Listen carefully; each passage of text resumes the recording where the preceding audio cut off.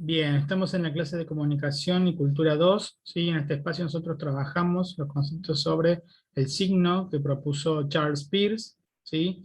Sobre el cual es un signo triádico, es un signo que es en realidad la forma en que los seres humanos estamos pensando. O sea, Peirce se propuso en su momento elaborar un esquema del pensamiento humano, ¿sí? Él era principalmente un filósofo, ¿sí? Y por eso es que se dedica a eso en su campaña, en su trabajo, en su vida académica.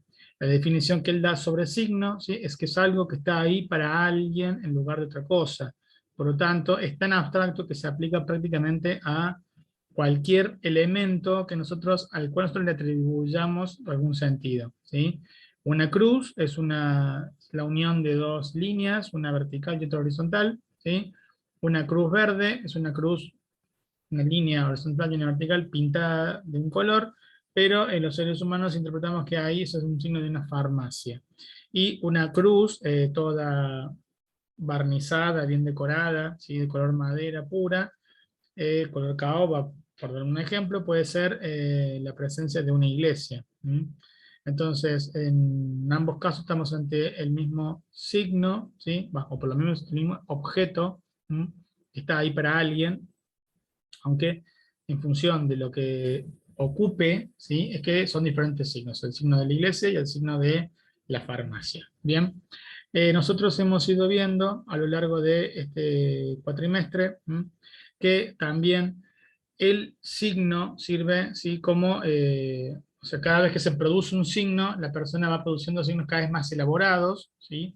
Y por lo tanto, la producción de signos es la producción del pensamiento, y esto no es un hecho aislado, es un proceso infinito, ¿m? Que se va a ir dando a lo largo de la vida de una persona. Una persona va aprendiendo a través de los signos, y va aprendiendo a generar nuevos signos, de modo tal de lograr una vida plena a nivel social, porque puede insertarse, puede reconocer los signos que ve a su alrededor y obrar en consecuencia de ello. Bien, ahora bien, eso fue la unidad uno, ¿sí?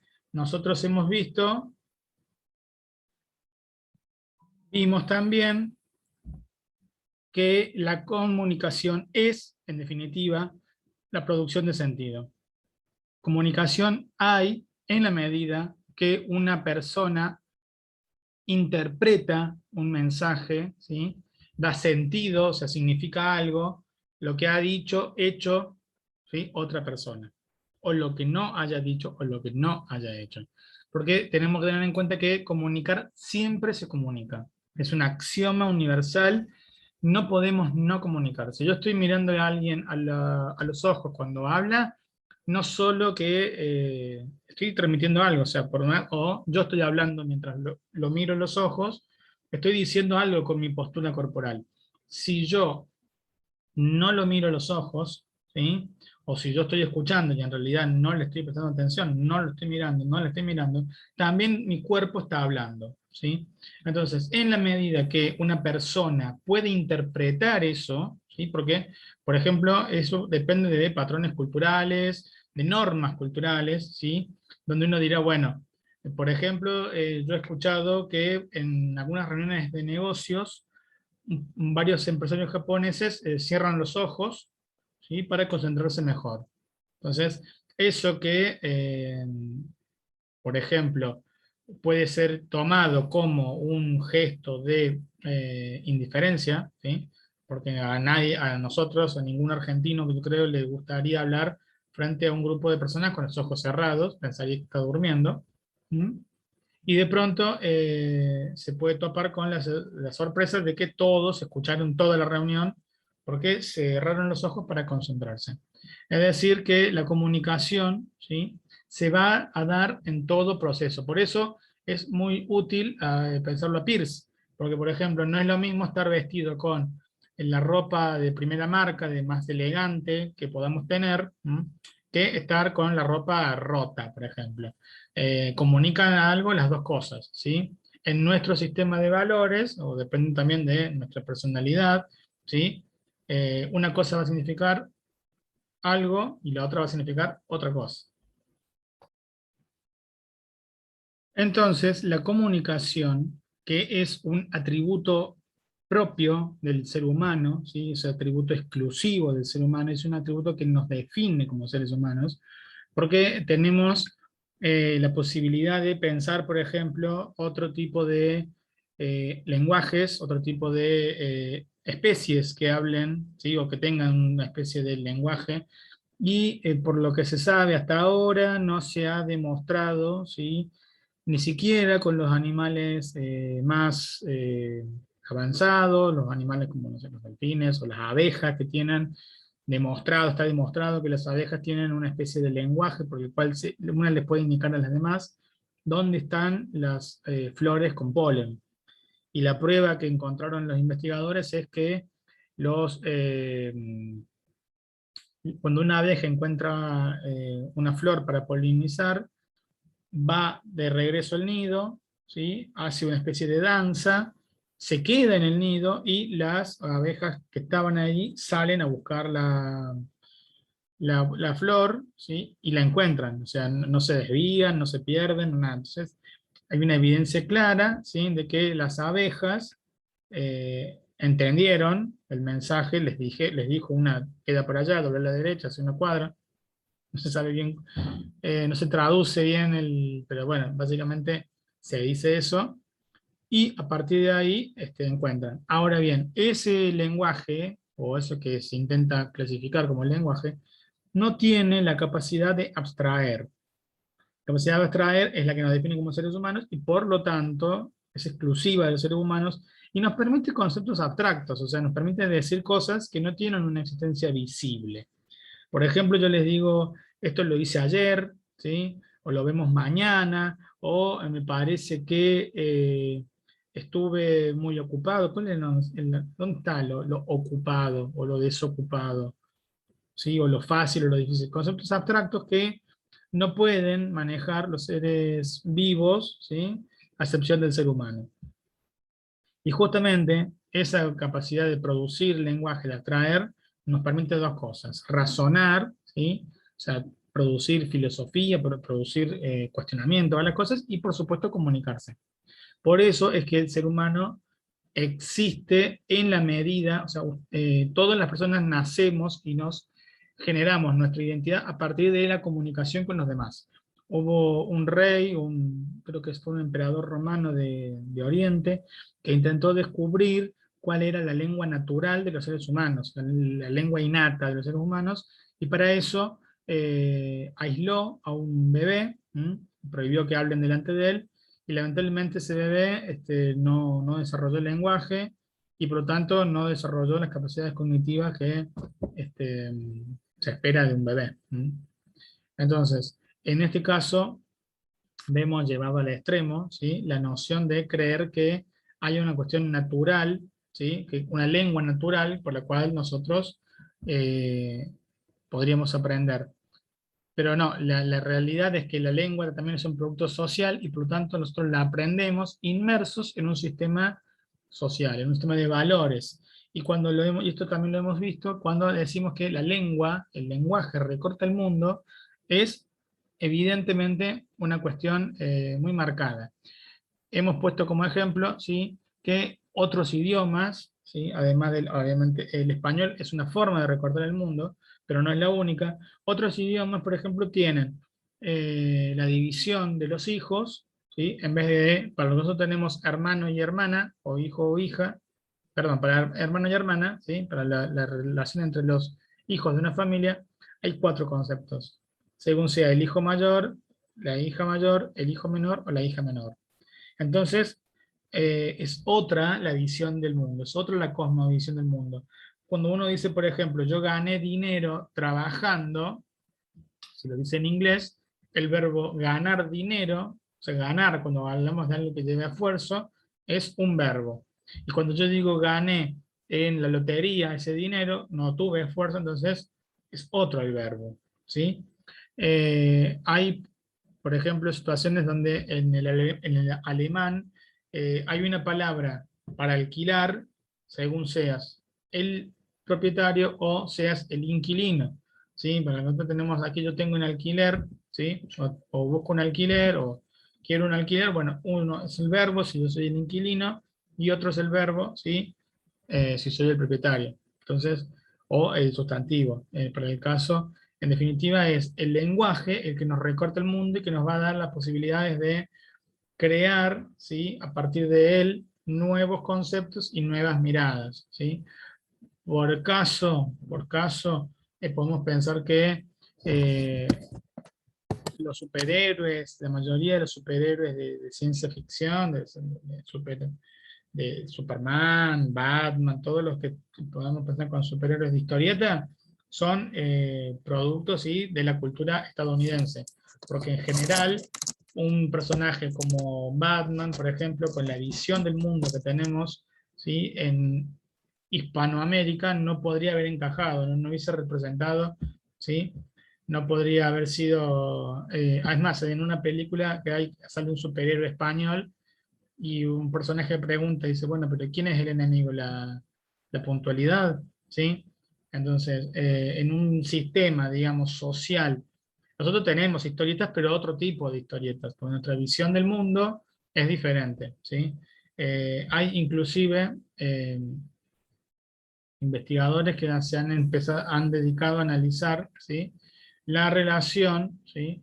Entre estas cosmovisiones, ¿sí? Cómo impactan con la producción del lenguaje, ¿sí? Eh, Hasta donde yo sé, el lenguaje inclusivo es un fenómeno local, no he conocido, por ejemplo, o digamos del español, ¿sí? No he conocido intentos de convertir el inglés o el francés o el alemán en un... Todavía yo no he tenido noticias, con lo cual uno debe pensar que los cambios sociales que se están produciendo en Argentina, en Uruguay, en Chile, ¿sí? Van a ser, son diferentes por las razones políticas, culturales, históricas, ¿sí? En todo momento nosotros tenemos nuestra como visión del mundo presente, ¿sí? Eso es así, es una cuestión que por eso tenemos que deconstruirla, esa es la palabra que está tan de moda, ¿sí? Nosotros hemos visto cómo teníamos naturalizadas un montón de cosas que hoy no están naturalizadas y hoy son mal vistas. Cuando hemos visto, por ejemplo, la campaña de un supermercado que decía con C de campeón o con C de cocinera, se armó el escándalo y hubo que retirarla, ¿sí? Entonces, en esos casos, ¿sí? La cosmovisión ha ido cambiando y esto ha ido impactando en el lenguaje, ¿sí? Hay un montón de palabras que hoy ya no se pueden decir, ¿sí? Por el contenido hiriente, ofensivo, que antes eran consideradas de cariño, ¿sí? Entonces, en esto, por ejemplo, otro autor que se llama Ferdinand de Saussure establece mucho, ¿no? Hay siempre una relación entre el lenguaje escrito, el lenguaje formal y el habla, ¿sí? Que es la producción cotidiana de seres humanos que ni se levantan a preguntar si la oración, si el sustantivo va después del verbo, ¿sí? La mayoría de las personas en el mundo se levantan todos los días de su vida sin preguntarse por cómo funciona el lenguaje que utilizan. Lo aprendieron desde chicos, cuando mucho alguien que emigra, alguien que hace un viaje diferente, que está en un país diferente al que nació, ¿sí? Tiene este proceso de reconversión hasta que llega un punto donde empieza a pensar en el idioma donde vive, porque el esfuerzo de pensar algo y traducirlo lo va haciendo cada vez más práctico, más práctico, más práctico, hasta que de golpe él directamente piensa en ese otro idioma, ¿sí? Bueno, y también vimos que los medios de comunicación son un fenómeno, ¿sí? Contemporáneo, un fenómeno que, si bien existieron desde siempre, porque si ustedes se fijan, en la antigua Roma se escribían las actas, ¿sí? En piedra, se las dejaba ahí para que se las lea. Los fenómenos de comunicación masiva son un fenómeno del mundo moderno, o sea, son una cuestión del siglo XVIII, el siglo de las luces, el iluminismo, que trajo las ideas de la democracia, las ideas de la burguesía, que dijeron, bueno, a ver, el pueblo quiere saber de qué se trata, como le dijo la Revolución de Mayo. Es por eso que, gracias al siglo XVIII, se acabaron las monarquías, por lo menos en la mayoría de los países, y donde quedan todavía monarquías al día de hoy, son monarquías decorativas, o sea, los reyes de hoy en día, en Inglaterra, en Noruega, en los Países Bajos, no gobiernan en el sentido que gobernaban hace 300 años, ¿sí? Son figuras que están, cumplen el rol de protocolar, de saludar, pero no mucho más que eso, y a partir de, bueno, de la desaparición, ¿no?, de esta forma de gobierno, y a partir de la llegada de la democracia, es que los seres humanos tienen la necesidad de conocer qué está pasando con su gobierno, con el gobierno que ellos han votado, porque la democracia propone eso. Entonces, para eso es que se le da un impulso muy fuerte, ¿sí?, a la impresión de diarios de papel. Los diarios de papel, ¿sí?, gozaron del monopolio de la información durante casi 100 años, no, durante más, perdón, casi 300 años. Bueno, a ver, el siglo XVIII, fines del XVIII, XIX, 100 años y monedas, no quiero... Porque en el siglo XX, ¿sí? En el siglo XX llega la radio, llega la tele, llega el cine, pero en el orden sería radio, cine, tele, y por supuesto la internet. Todos estos medios de comunicación fueron creando, ¿sí?, una opinión pública y una sensación de que los medios son el cuarto poder. Ahora bien, la comunicación masiva, ¿sí?, el estudio de la comunicación también se ha hecho en base a los fenómenos nuevos. O sea, cada vez que aparece un fenómeno nuevo, hay que encontrar respuestas nuevas.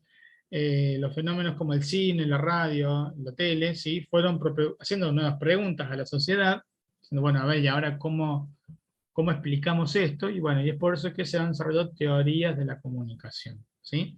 Bueno, este ha sido un poco el andamiaje teórico que hemos tenido, ¿sí? Yo lo que les voy a proponer ahora, ¿sí?, es que ustedes hagan un pequeño trabajo práctico, ¿sí?, con las siguientes características. Van a tener que elegir, ¿sí?, un tema periodístico de interés nacional o provincial, ¿sí?, y sumergirse, empezar a navegar en por lo menos 3 portales de noticias.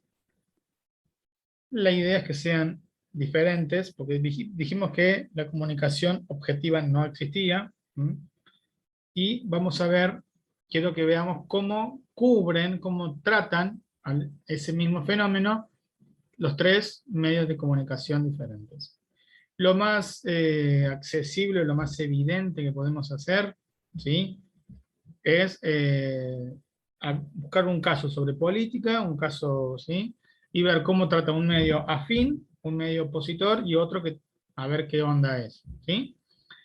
Yo igual esto lo voy a dejar por escrito ahora cuando termine la clase, lo subo a esta para que tengan material, tienen toda la semana que viene para hacerlo, ¿sí? Yo estimo que antes del miércoles lo tienen que tener listo porque entrando en los 3, en un ratito, si los 3 cubren el medio, ¿sí?, cubren la noticia, hacemos la captura de pantalla, se guarda, se junta, digamos, en el archivo de Word, y llegamos a una conclusión, ¿sí? Yo le voy a dejar unas pautas escritas aquí para que lo tengan todos bien presentes. Bueno, que les vaya muy bien y espero que las dudas sean pocas y yo creo que no van a tener ninguna dificultad.